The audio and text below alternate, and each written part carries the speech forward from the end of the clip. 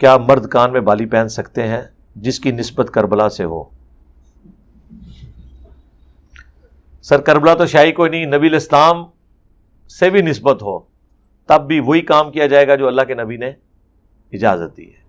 بخاری میں موجود ہے، نبی الاسلام نے ایک دفعہ ایک ریشمی کرتا بھیجا مولا علی کو، انہوں نے پہن لیا تو نبی الاسلام نے ان کو منع فرمایا کہ میں نے اس لیے تو نہیں بھیجا تھا کہ تم پہنو، مرد پہ تو حرام ہے، تو اس کو اتار کے عورتوں میں تقسیم کرو۔ اگر نبی الاسلام کا اپنا بھیجا ہوا کرتا مولا علی نہیں پہن سکتے تو سرکار تو کربلا دی بالی کو جڑا نہیں پا سکتا۔ اس کی وجہ یہ ہے کہ بالیاں پہننا عورتوں کی نشانی ہے۔ قرآن میں بھی اللہ تعالیٰ نے عورت کا ذکر کیا نا کہ زیورات میں لدی ہوئی ہے اور غصے کے بعد اپنی بات صحیح طریقے سے کمیونیکیٹ نہیں کر سکتی۔ بخاری مسلم میں ہے کہ جب نبی علیہ السلام جہاد کے لیے چندے کی اپیل کرتے تھے، نئی گاڑی خریدنے کے لیے نہیں، ہاں کوٹھیاں بنانے کے لیے نہیں جو ہمارے علماء کرتے ہیں، اللہ کی راہ میں غریبوں پہ لگانے کے لیے، تو بخاری مسلم کے الفاظ ہیں عورتیں اپنے کانوں سے بالیاں بھی اتار کے دے دیتی تھیں۔ اس سے یہ بھی ثابت ہوا کہ اس زمانے میں بھی عورتوں کی نشانی تھی۔ دوسرا، عورت کان چھدوا سکتی ہے، عورت بالی بھی پہن سکتی ہے۔ باقی وہ بخاری کی حدیث ان مردوں پہ لعنت جو عورتوں کی مشابہت اختیار کریں اور عورتوں پہ لعنت جو مردوں کی مشابہت اختیار کریں، اس میں کوئی بھی ایسا کام آپ نہیں کریں گے۔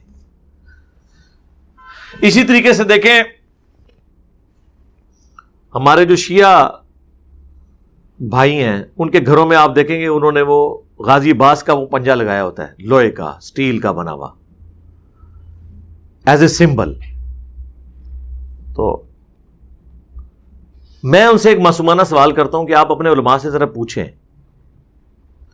کہ وہ پنجہ جس کو اللہ نے اپنا ہاتھ قرار دیا قرآن میں، سورہ فتح میں بیعت رضوان کے موقع پر نبی علیہ السلام جب صحابہ کی بیعت لے رہے تھے تو اللہ نے فرمایا کہ ان کے ہاتھوں کے اوپر اللہ کا ہاتھ تھا، اے نبی جب آپ ان سے بیعت لے رہے تھے صلی اللہ علیہ وآلہ وسلم۔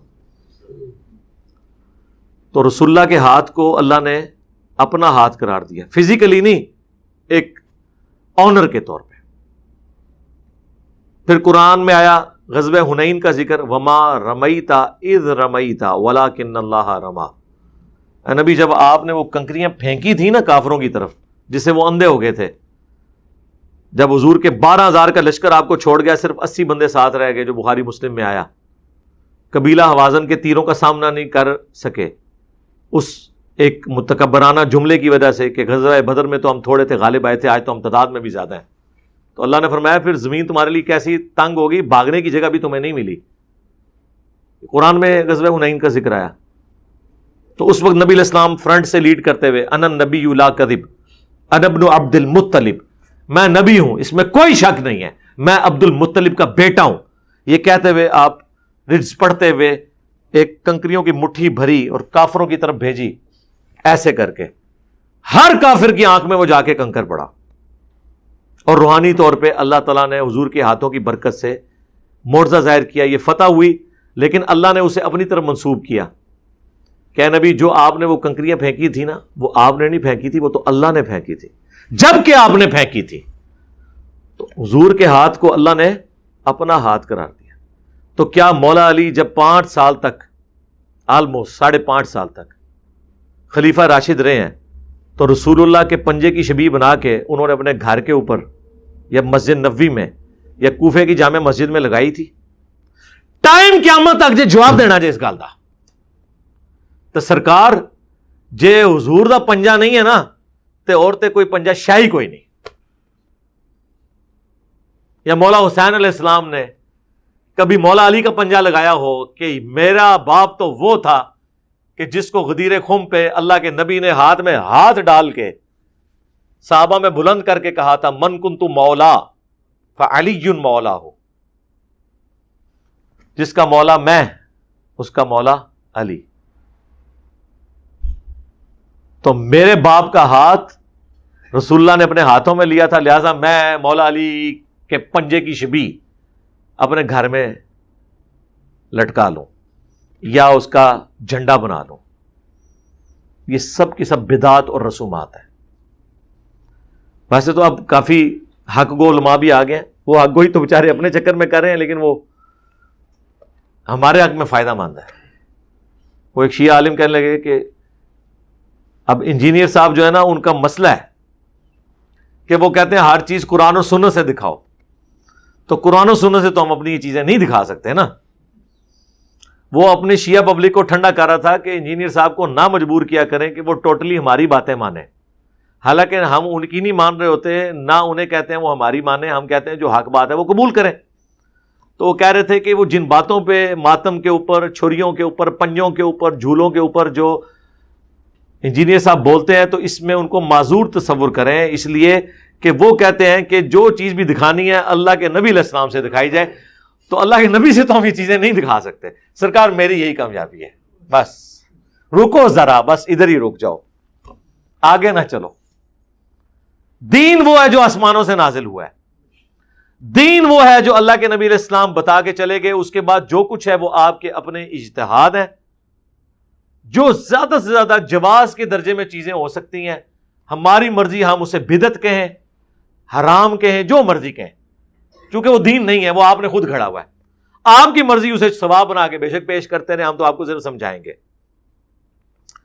دین آسمانوں سے نازل ہوا ہے اور وہ کمپلیٹ ہو گیا. الیوم اکملت لکم دینکم واتممت علیکم نعمتی ورضیت لکم الاسلام دینا. آج کے دن ہم نے تمہارا دین تمہارے لیے مکمل کر دیا, اپنی نعمت تمہارے اوپر تمام کر دی, اور اسلام کو ایز اے ریلیجن تمہارے لیے پسند کیا. دین مکمل ہو چکا ہے. اب بعد میں جو کچھ بھی آپ ایڈ کر رہے ہیں نا, وہ آپ کی اپنی خرافات ہیں, جو کچھ ہے آپ ہمیں اس کا پابند نہیں کر سکتے.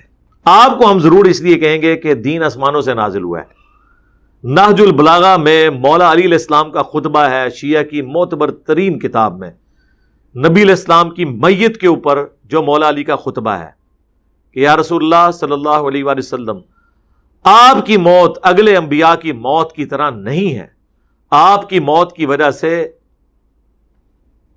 آسمان کا رشتہ اب زمین سے منقطع ہو گیا, اب کوئی وحی نازل نہیں ہوگی. یعنی اللہ اب اپنے بندوں کو ڈائریکٹلی گائیڈ نہیں کرے گا. اور دوسرا انہوں نے کہا کہ اگر آپ نے ہمیں منع نہ کیا ہوتا تو یہاں پہ ہم آہو بکا کر کے اپنی جان دے دیتے, اگر آپ نے ہمیں منع نہ کیا ہوتا. ماتم بھی فارغ اور عقیدہ امامت کی ایسی شکل بھی فارغ جس میں کوئی یہ عقیدہ رکھے کہ آسمان سے کوئی خبریں کسی امام یا کسی بابے کے اوپر نازل ہوتی ہیں, چاہے وہ شیعوں کا امام ہو یا حنفیوں کا, شافیوں کا, مالکیوں کا یا حنبلیوں کا امام ہو. یہ عقیدہ رکھنا ہی باطل ہے بالکل. یہ منقطع ہو چکا ہے معاملہ. اور یہ ایک معاملہ انہوں نے تھوپ دیا حضرت عمر کے اوپر کہ جی بخاری مسلم میں حدیث ہے, اگلے زمانوں میں محدث ہوا کرتے تھے, اگر میری امت میں کوئی محدث ہوتا تو عمر ہوتا. اور وہ ترجمہ کرتے ہیں اگر کوئی محدث ہے تو عمر ہے. دونوں ترجمے درست ہیں, لیکن ہم اس ترجمے کو بہتر سمجھتے ہیں جو فٹ ان بیٹھتا ہے کہ اگر محدث ہوتا تو عمر ہوتا. اور اگر کسی نے یہ ترجمہ کرنا ہے کہ اگر کوئی محدث ہے تو عمر ہے, تو یہ نبی علیہ السلام کی مبارک زندگی تک کرنا پڑے گا. محدث جس کے دل میں بات ڈالی جائے, محدث حدیث روایت کرنے والا, محدث جس کے دل میں بات ڈالی جائے. اب لوگ پوچھیں گے جی یہ آپ کس طرح کہہ رہے ہیں, وہ تو روایت ہے دلائل النبوہ امام بیہقی کی کتاب میں, یا ساریت الجبل, حضرت عمر نے اتنے کلومیٹر دور دیکھ لیا تھا, اللہ نے آپ کو دکھا دیا تھا.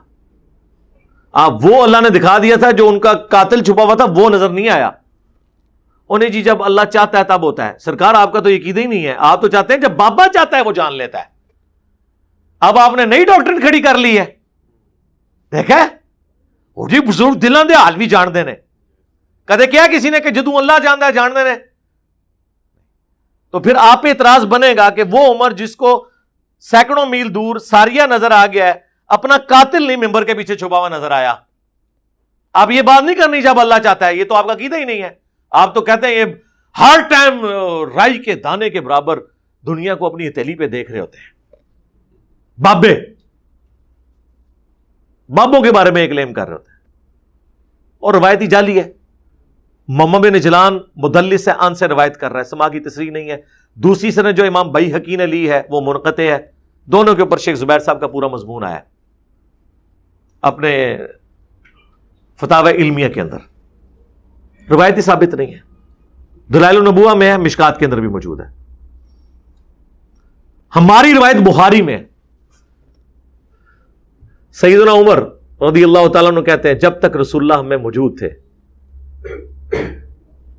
اللہ تعالیٰ میں وحی کے ذریعے بھی خبر دے دیتا تھا, لیکن جب سے نبی علیہ السلام دنیا سے تشریف لے گئے ہیں اب ہم لوگوں کے ظاہری اعمال کے اوپر فیصلہ کریں گے, ان کے دل کا معاملہ اللہ کے سپرد کریں گے. کیوں کہ اب وحی کے ذریعے پرسش نہیں ہو رہی, وحی کا سلسلہ ختم. جب سیدنا عمر خود بول کے کہہ رہے ہیں, وہ تو بڑا اچھا موقع تھا, آپ کہتے سوائے میرے کہ میرے دل میں کوئی بات ڈال دی جائے یا مجھے کوئی منظر دکھا دیا جائے, کیونکہ میں تو محدث ہوں. سمجھ رہی آپ کو بات کی؟ اس سے بھی بڑھ کر صحیح مسلم میں حدیث, ام ایمن وہ بڑھیا تھی جن کے پاس نبی علیہ السلام بھی چلے جایا کرتے تھے. جب حضرت ابوبکر خلیفہ بنے, انہوں نے ایک دن حضرت عمر سے کہا کہ ہم بھی ام ایمن کے پاس جاتے ہیں, رسول اللہ بھی کبھی کبھار چلے جاتے تھے, چلو ہمارے دل کا غم بھی ہلکا ہو جائے گا. دونوں پہنچے تو ام ایمن سلام اللہ علیہا ورضی اللہ تعالی عنہا رو رہی تھی. تو انہوں نے اپنی طرف سے تسلی دی حضرت عمر نے کہ آپ نہ روئیں, رسول اللہ کو تو اللہ نے اتنا مرتبہ دیا ہے جو قرآن میں بھی ہے وَلَلْآخِرَةُ خَيْرٌ لَكَ مِنَ الْأُولَى, نبی آپ کا ہر آنے والا لمحہ گزرے ہوئے لمحے سے بہتر ہوگا. تو اللہ کے نبی تو اللہ کی جنتوں میں ہے, آپ کو بہتر مقام مل گیا. بلکہ میں تو اس میں ایڈ کروں گا کہ امت کی جو تکلیفیں آپ دیکھ کے دکھی ہوتے تھے اس دکھ سے بھی اللہ نے نجات دی. موت تو ایک راحت بن کے آئی حضور کے لیے, اللہ سے ملاقات بھی ہوگی. تو ام ایمن نے ایسا جواب دیا کہ حضرت ابوبکر عمر بھی ششدر رہ گئے. اس عورت کا دماغ وہاں گیا جہاں ان دو بڑوں کا بھی نہیں گیا. انہوں نے کہا میں اس لیے نہیں رو رہی ہوں, مجھے پتا ہے کہ اللہ کے نبی اعلیٰ درجے میں ہے, میں اس لیے رو رہی ہوں کہ اب آسمان کا زمین سے رشتہ منقطع ہو گیا, اب کوئی وحی نازل نہیں ہوگی. کیا مطلب کہ اب جو کچھ ہم کریں گے نا, ہماری غلطیوں پہ ہمیں کوئی متنبع نہیں کرے گا کہ آپ نے یہ خلاف شرع کام کیا. جو کچھ کرنا ہوگا ہمارا ہی اجتہاد ہوگا, غیبی خبر کوئی نہیں آئے گی. تو سرکار بڑا اچھا موقع تھا, حضرت عمر تو وہاں موجود تھے, وہ کہتے ہیں ام ایمن یہ آپ کیوں بات کر رہی ہیں, میں ہوں نا, تسلی رکھیں, میرے دل میں اللہ تعالیٰ باتیں ڈالتا رہے گا, مجھے الہام ہوتا رہے گا, کشف ہوتا رہے گا, میں محدث ہوں نا. جو ابن عربی میں نے چول ماری اور امت میں ایک دروازہ کھول دیا, اور ہمارے استاد مولانا اسحاق صاحب رحمہ اللہ تعالیٰ ان کی وجہ سے ڈسیو ہوئے, اور انہوں نے اتنا بڑا جملہ بول دیا اس کے بیہاف کے اوپر کہ جی منصب نبوت قیامت تک جاری رہے گا لیکن کوئی دعوی نبوت نہیں کر سکتا. اور وہ اپنے زوم میں سمجھ رہے ہیں کہ قادیانیوں کو ہم نے جواب دے دیا ہے کہ جناب قادیانی دے ہاتھ ایک اور بندوق تسی پکڑاتی کہ تانوں ایک مجلس وچ فائر مارن. کوئی کشف, کوئی الہام, کوئی غیبی خبر نہیں ہے سوائے ایک چیز کے جو بخاری مسلم دونوں میں حدیث ہے, میری وفات کے بعد اب نبوت کی خبروں میں صرف مبشرات باقی ہیں. آپ کو کیسے اور سمجھایا جائے؟ تیری ہی عبادت کرتے ہیں, نہیں یہ تو نہیں لکھا کسی اور کی نہیں کرتے, صرف مبشرات باقی ہیں. جی یہ تو نہیں لکھا ہوا نا کہ اور نہیں باقی, یہی مطلب ہوتا ہے.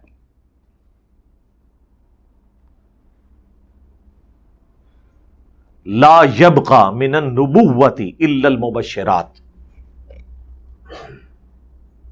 کوئی چیز باقی نہیں ہے نبوت کی خبروں میں سوائے مبشرات کے. پوچھا گیا وہ کیا ہے, فرمایا خواب. اور وہ بھی بخاری مسلم میں حدیث ہے, خواب کی 3 اقسام ہے, اللہ کی طرف سے, شیطان کی طرف سے, اس کے لیے 3 دفعہ تھوک دو ایسے. تیسرا ابن سیرین کا قول ساتھ نقل کیا امام بخاری نے کہ نفس کی خواہش ہو سکتی ہے. ہاں انبیاء کے خواب وہی الہی ہوتے ہیں, وہ بھی جب تک پورے نہ ہو جائیں. سرکار آج یہ میری بات لے جائیں, نبیوں کو بھی نہیں پتا ہوتا کہ یہ ایگزیکیوٹ ہونا ہے کہ نہیں اور کس وقت ہونا ہے. جی حضرت ابراہیم نے خواب میں دیکھا تھا نا اپنے بیٹے کو ذبح کر رہا ہوں, تو ہوا ذبح, اس پہ عمل کرنے کے لیے نکل پڑے اس حکم پہ, سورہ صافات میں آتا ہے. لیکن جب وہ چھری چلانے لگے ایک فدیہ آ گیا مینڈے کی شکل میں. اس وقت تک حضرت ابراہیم کو نہیں پتا تھا کہ کیا بننا ہے میرے ساتھ, کیونکہ قرآن کے الفاظ ہیں بیٹے میں دیکھ رہا ہوں کہ میں تجھے ذبح کر رہا ہوں. یہ نہیں کہ بیٹے میں دیکھ رہا ہوں میں نے تجھے ذبح کرنے کے لیے لٹایا ہے, نہیں, ذبح ہوتے ہوئے دیکھا ہے. لیکن تعبیر کیا نکلی؟ مینڈا ذبح ہو گیا, بیٹا بچ گیا. تو وہ خواب ایگزیکٹلی تو اس طرح بھی پورا نہیں ہوا. ہاں تعبیر کے اعتبار سے انہیں تو نہیں پتا تھا. جب تک ہو نہیں گیا حضرت ابراہیم بھی اپنے خواب کی تعبیر نہیں بتا سکے. سورہ الفتح میں آیا کہ نبی علیہ السلام کو ہم نے خواب دکھایا کہ آپ اور آپ کے ساتھی سر مڑا رہے ہیں, کوئی کسر کروا رہے ہیں.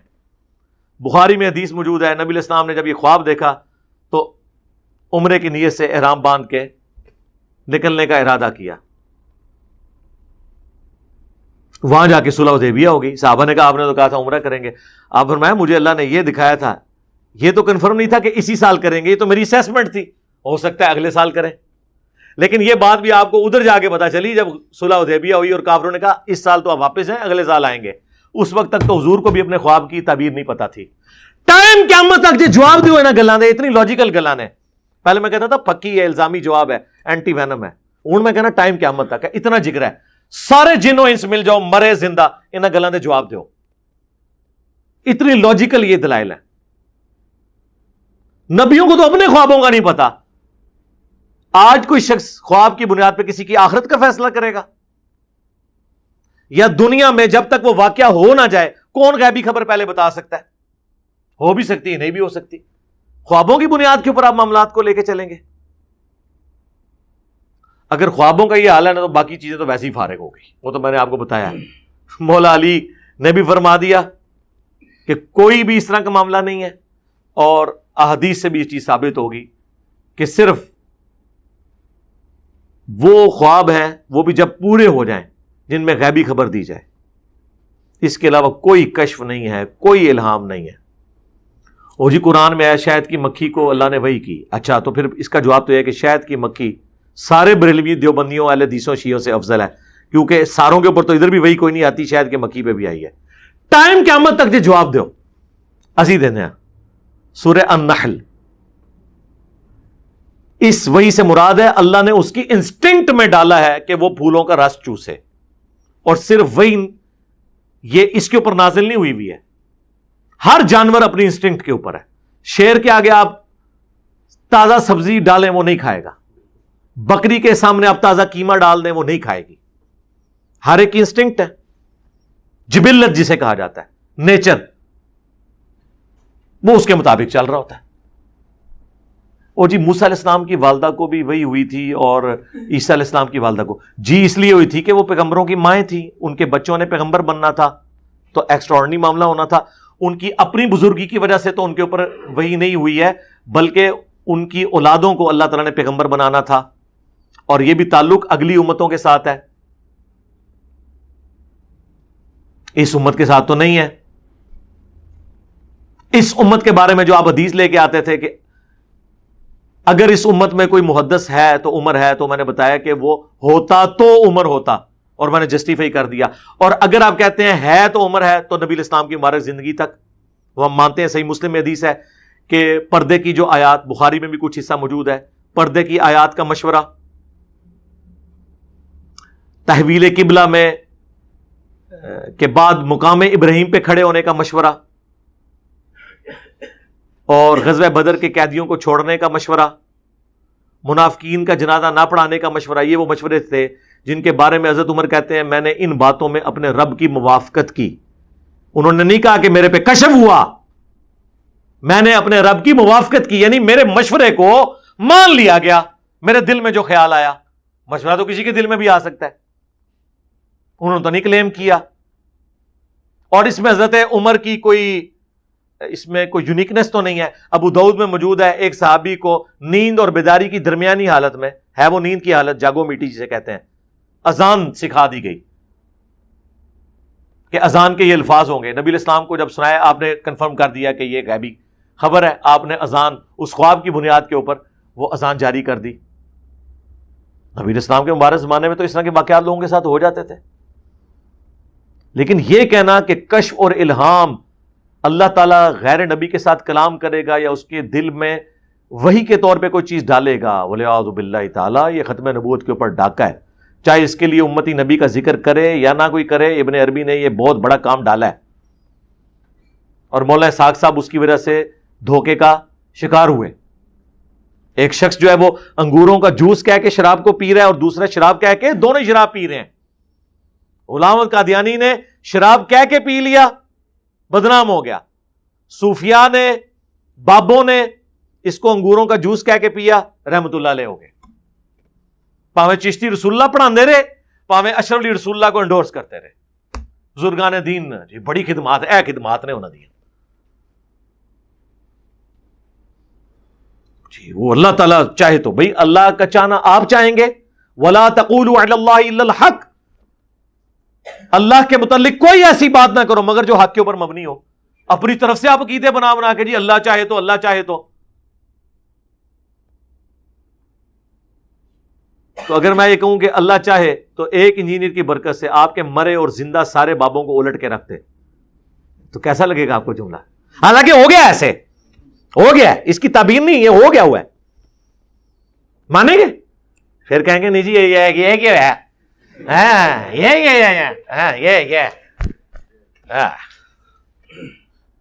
یہ تو اپنی پونچھ سے پیرا نا، جب اپنی دم پہ پاؤں آتا ہے پھر پتہ چلتا ہے کہ یہ جو مسئلے نکال رہے ہیں یہ کہاں جا کے بیٹھ رہے ہیں. اللہ نے یہ شرح صدر کیا میرے لیے معاملہ الحمدللہ، اور اسے میں گولڈن کوٹ کہتا ہوں، مزہ لینے کے لیے، تکبر کے لیے نہیں، کہ جس طرح اللہ تعالیٰ نے توحید کو کامل کیا اس امت میں کہ سجدہ تعظیمی جو اگلی امتوں میں حلال تھا، حضرت آدم کو فرشتوں نے کیا، یوسف علیہ السلام کو ان کے بھائیوں نے کیا، اس امت میں اللہ نے سجدہ تعظیمی حرام کر دیا تاکہ توحید کامل ہو جائے، کوئی اس کا سہارا ہی نہ لے سکے. جس کا اشارتاً ذکر تو سورہ حامیم السجدہ، سورہ فصیلت میں آیا، اسے فصیلت بھی کہتے ہیں، کہ مت سجدہ کرو سورج کو اور چاند کو، بلکہ سجدہ کرو اسے جس نے ان چیزوں کو پیدا کیا. یعنی سجدہ کیٹاگوریکلی قرآن میں آ گیا کہ غیر اللہ کے لیے اب نہیں ہے. لیکن ایکسپلینیشن اصل میں آئی ہے سنن نبی داؤد میں اور سنن ابن ماجہ میں. جب ایک صحابی نے حضور کو سجدہ کیا، آپ نے فرمایا سر اٹھائیے کیا کر رہا ہے؟ کہ یا رسول اللہ میں ہیرا شہر گیا تھا، وہاں لوگ اپنے سردار کو سجدہ کرتے ہیں، تو آپ تو اللہ کے نبی ہیں، آپ کو میں سجدہ نہ کروں؟ آپ نے فرمایا ہائے ہائے ہائے، یہ میرے نبی کا ہی حوصلہ ہے، جب میں مر جاؤں گا تم میری قبر کے پاس سے گزرو گے، کیا مجھے قبر پہ بھی سجدہ کرو گے؟ کہ نہیں یا رسول اللہ. اچھا ان کو ہی پتا تھا کہ قبر پہ سجدہ تعظیمی نہیں ہو سکتا، لہذا یہ جو کہہ رہے ہیں نا کہ ہمارے جو ان پڑھ لوگ ہیں وہ تعظیمی سجدہ کر رہے ہوتے ہیں، ان کے لیے بھی اس میں جواب آ گیا کہ صحابہ کے زمانے میں تو کوئی سوچتا بھی نہیں تھا کہ یہ کام بھی ڈالے گا. تو نبی علیہ السلام نے فرمایا کہ پھر مجھے کیوں سجدہ کر رہے ہو؟ اگر میں سجدہ جائز سمجھتا تو بیویوں سے کہتا کہ اپنے خامدوں کو سجدہ کریں اس حق کے سبب جو اللہ تعالیٰ نے ان کا رکھا ہے. جس طرح توحید کامل ہوئی اس امت میں کہ سجدہ تعظیمی قیامت تک کے لیے حرام ہو گیا، اگرچہ اگلی امتوں میں جائز تھا، اب وہ میرا گولڈن کوٹ والا پورشن آ رہا ہے، میں اس کا مزہ لے رہا ہوں، تکبر کے طور پہ نہیں. فَأَمَّا بِنِعْمَةِ رَبِّكَ فَحَدِّثْ، اپنے رب کی نعمتوں کا خوب چرچا کرو. اس کے تحت اس امت میں ختم نبوت اتنی کامل ہے کہ کشف اور الہام جو اگلی امتوں میں غیر انبیاء کو ہوتا تھا وہ بھی اللہ نے بین کر دیا. یہ بات کر کے بخاری اور مسلم کی کہ میری بات نبوت کی خبروں میں صرف مبشرات باقی ہیں اور وہ ہیں خواب، بس اور کوئی نہیں ہے، اور وہ بھی جب پورے ہوں گے. دنیا میں تو نہیں، سرکار کو بتا سکتا ہے؟ دنیا میں تو جناب طارق جمیل صاحب کہہ رہے ہیں کہ ہمارے ایک جاننے والے نے خواب دیکھا ہے کہ جنید جمشید نبی علیہ السلام فرمایا ہمارے پاس پہنچ گیا, منواؤ بریلویاں نو پہنچیا کتے پہنچیا, وہ کہیں گے جہنم وچ پہنچیا. ہاں ایتھے ہی جڑا نا وہ دیکھو دی موت جس طرح ہوئی ہے, وہ یہ کہیں گے. تو توحید بھی کامل کہ سجدہ تعظیمی حرام, اور ختم نبوت بھی کامل کہ کوئی کشف, کوئی الہام, کوئی امتی نبی, کوئی بغیر کے منصب نبوت کچھ بھی نہیں ہے, سب کا سب فراڈ چل رہا ہے. جو لوگ بھی کلیم کر رہے ہیں یہ قرآن و سنت کے دلائل کی روشنی میں بالکل جھوٹ بول رہے ہیں, اس کی کوئی اصل موجود نہیں ہے. وہ ایک وہابی مولانا میرے اوپر بڑا چیخا, جی انجینئر کا استاد ختم نبوت کو نہیں مانتا. اچھا ایک غلطی نکلی ہے کہ میرے استاد نے کوئی کام غلط کیتا ہے, وہ میرے کھاتے چ پا رہے ہو. سرکار میرے استاد صرف مولانا اسحاق صاحب نہیں ہے, میرے استاد سب سے پہلے جو میرے استاد ہیں وہ مولانا الیاس قادری صاحب ہیں, باپا جانی. تو کیا ان کی غلطیاں میرے کھاتے میں ڈلیں گی؟ ڈاکٹر طیل قادری صاحب میرے استاد ہیں, کیا ان کی غلطیاں میرے کھاتے میں ڈلیں گی؟ ڈاکٹر اسرار صاحب, پیر نصیر الدین نصیر صاحب, مولانا اسحاق صاحب, شیخ زبیر علی زئی صاحب, غلام سعود سعیدی صاحب, یہ سب کسی نہ کسی درجے میں میرے استاد ہیں. کیا ان کی غلطیوں کو میں نے اون کرنا ہے اور میرے خلاف یہ کلپ چڑھیں گے کہ میں جو وہ ان کی غلطیوں کو چھپاتا ہوں یا میں ان کے بارے میں بولتا نہیں ہوں؟ میں نے تو کشف الہام کے اوپر 8 سے آلموسٹ 10 سال پہلے مسئلہ 6B ریکارڈ کروا دیا تھا. اس میں نے ساری کی ساری باتیں تفصیل کے ساتھ بیان کی تھی کہ نبی الاسلام کے بعد اب کوئی اس طرح کا عقیدہ آپ کسی کے بارے میں نہیں رکھ سکتے. ڈنکے کی چوٹ کے اوپر میں نے ان ساری چیزوں کا رد کیا تھا. میرے کھاتے میں کیوں ڈالتے ہیں؟ ہاں شرع صدر کسی کو ہو سکتا ہے, یہ بھی ذرا سمجھ لیں, اس کو بعض لوگ مس یوز کریں گے. جو قرآن میں آیا اللہ تعالیٰ جس کے ساتھ بھلائی کا ارادہ فرماتا ہے اسے حکمت عطا فرما دیتا ہے, شرع صدر اس کے لیے کر دیتا ہے, سینہ اسلام کے لیے اس کا کھول دیتا ہے. یہ مختلف آیات قرآن حکیم میں آئی ہیں. اور بخاری مسلم میں آیا کہ منکرین زکوٰۃ کے خلاف جب قتال ہونے لگا, صحابہ نے مخالفت کی, حضرت ابوبکر کا سینہ اللہ نے کھول دیا. حضرت عمر کے الفاظ ہیں کہ جب میں نے ان سے آرگومنٹ کیا کہ زکوٰۃ ہی نہ دے رہے, تو انہوں نے فرمایا کہ جس طرح نماز اللہ کا حق ہے نا, مال میں زکوٰۃ اللہ کا حق ہے, جو اس کا انکار کرے گا اس کے خلاف میں قتال کروں گا. تو حضرت عمر کے الفاظ ہیں اللہ تعالیٰ نے ابو بکر کا سینہ اس معاملے میں کھول دیا تھا, یعنی ان کا فہم زیادہ تھا ہم سے. اچھا سینہ تو حضرت عمر کا کھولنا چاہیے تھا, محدث تو وہ ہیں. اس کا مطلب ہے شرع صدر ہونا, سینہ کھلنا اور چیز ہے, اور یہ کسی کا بھی سینہ کھول سکتا ہے, کسی غیر مسلم کا بھی. یہ جتنی آپ کی سائنٹیفک ڈسکوریز ہوئی ہیں زیادہ تر تو غیر مسلموں نے کی ہوئی ہیں ماڈرن ایج میں, پرانے ایج میں ہماری بھی تھی. گریوٹی کے لیے سینہ اللہ تعالیٰ نے نیوٹن کا کھولا, انٹیگریشن اللہ تعالیٰ نے نیوٹن کے اوپر کھولی. لیکن اللہ کا شکر ہے یہ جو کیمرہ ہے نا, یہ اجمیر شریف والے بزرگوں نے بنایا تھا. ہاں کن نے بنایا سی؟ نہیں, انہوں نے کہاں بنایا. اور الحمدللہ یہ پرنٹنگ پریس تو بغداد والوں نے بنایا تھا جس پہ قرآن اور بخاری مسلم پرنٹ ہو رہے ہیں. اگر وہ بغداد والے بزرگ نہ ہوتے تو آج پرنٹنگ پریس نہ ہوتا, یہ کلرڈ اذکار کارڈ کیسے چھپتے. اتنی ہمارے بزرگوں کی خدمات ہیں, آپ کو پتہ ہے. اب انجینئر محمد علی مرزا کو کیا پتا کہ بابا کیا ہوتا ہے؟ ہاں اس کا تو ایک اپنا ہی جہاں ہوتا ہے, اس کا ایک وکھرا ہی جہاں ہوتا ہے. ہاں شرع صدر ہونا اور چیز ہے, یہ ذہن میں رکھیے گا. وہ کافر کے اوپر بھی ہو سکتا ہے. یہ بنزین کی سٹرکچر خواب میں دکھائی گئی تھی نا, ہیگزاگونل شیپ, 6 سانپ اس نے دیکھے تھے یوں لڑتے ہوئے, اور لڑ رہے تھے اور ان کی پیچھے سے دمیں یوں ملی ہوئی تھی, ہیگزاگون بن گئی تھی. اس کو کلک کر گیا. یہ شرع صدر اللہ نے کیا خواب میں. نبوت کی خبروں میں خواب باقی ہیں, دیکھیں کیسا خواب آیا. کافر کو آیا, آ سکتا ہے خواب. یوسف علیہ السلام کے زمانے میں اس کافر بادشاہ کو خواب آیا تھا نا, 7 پتلی گائے جو ہیں وہ موٹی تازی کو کھا رہی ہیں, اور 7 خشک گوشے جو ہیں وہ, اس وقت تو کافر تھا نا, مسلمان تو بعد میں ہوا ہوگا نا, یا ایران والوں کی فلم میں مسلمان ہوا ہے. قرآن میں تو وہ کافر ہی ہے, فرعون ہی تھے نا.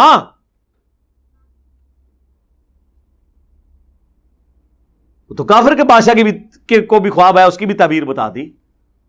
یہ ایک ڈپارٹمنٹ ہی الگ ہے, اس کی تعبیر جب تک نہ ہو پریکٹیکلی سامنے نہ آئے پتہ نہیں چلتا.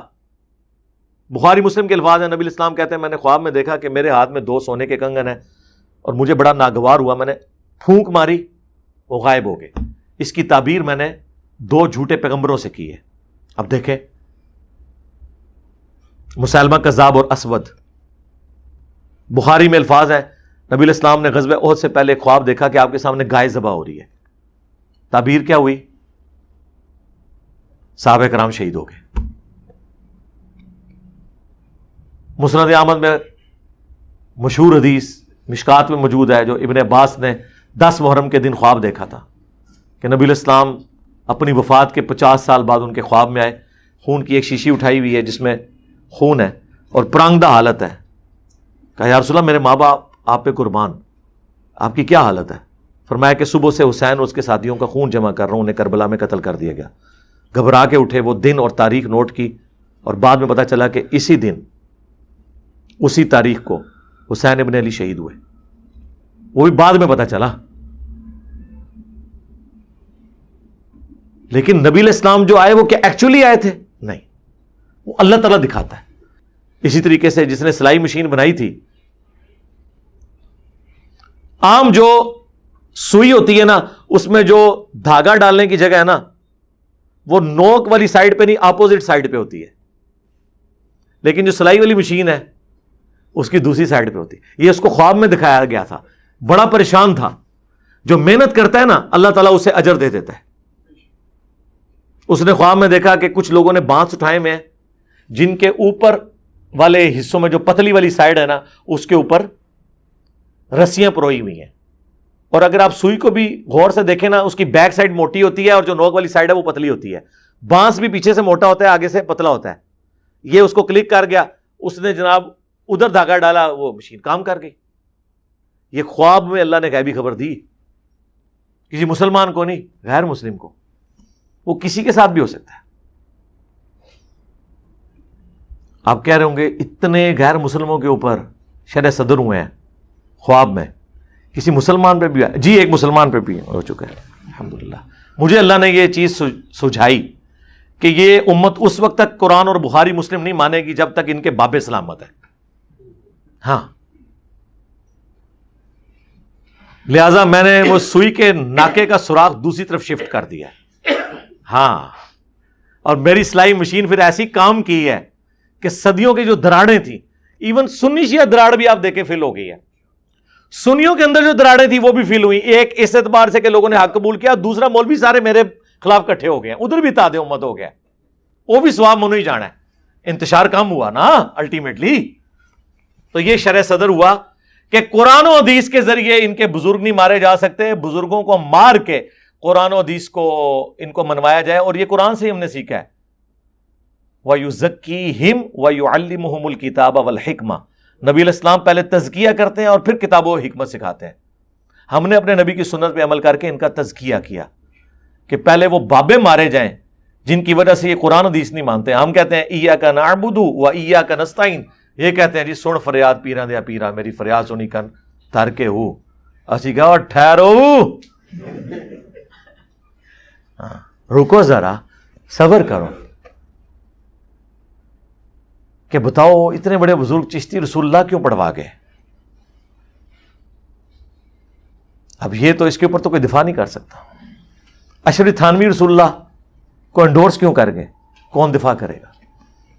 آپ کہتے ہیں کتابیں چینج ہو گئی ہوں گی، سرکار کتابیں چینج ہو گئی تو پھر تو سارے بزرگ فارغ، کیونکہ 800 سال سے کسی کو پتہ ہی نہیں چلا کہ یہ خرافات آپ کی کتابوں میں ہے۔ ان کا سارا علم غیب، سارا کشف، سارا الہام، ساری غیبی خبریں فارغ، اور سب سے بڑا بزرگ وہ جس نے 800 سال بعد آ کے بتایا کہ تواڈے سارے بزرگ کام پا کے گئے جے۔